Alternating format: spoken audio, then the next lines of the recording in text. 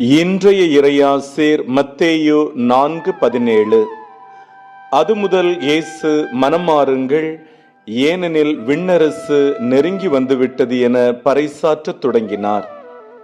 அன்புக்குரியவர்களே, தவக்காலத்தின் மையப்பொருள் மனமாற்றம், அதாவது இறைவனோடு ஒப்புரவாதல்.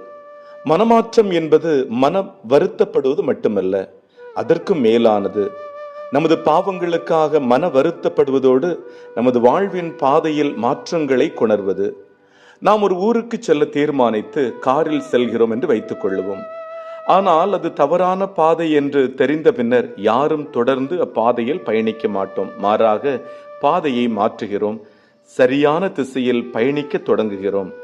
அது எவ்வளவு தொலைவு தவறான பாதையில் பயணித்திருந்தாலும் பாதையை மாற்றுவது போல மனமாற்றம் பாதையை மாற்றும். ஜெபிப்போமா? தவக்காலத்தில் எனது வாழ்வின் பாதையை இறைவா உமது கண்கொண்டு பார்க்கவும், தவறுகளை திருத்தி உமது புதிய பாதையில் பயணிக்கவும் ஞானத்தை தாரும். ஆமீன். எல்லாம் வல்ல இறைவன், தந்தை, மகன், தூய ஆவியானவர் இந்த நாள் முழுவதும் உங்களை ஆசிர்வதித்து பாதுகாத்து வழிநடத்துவாராக. ஆமேன்.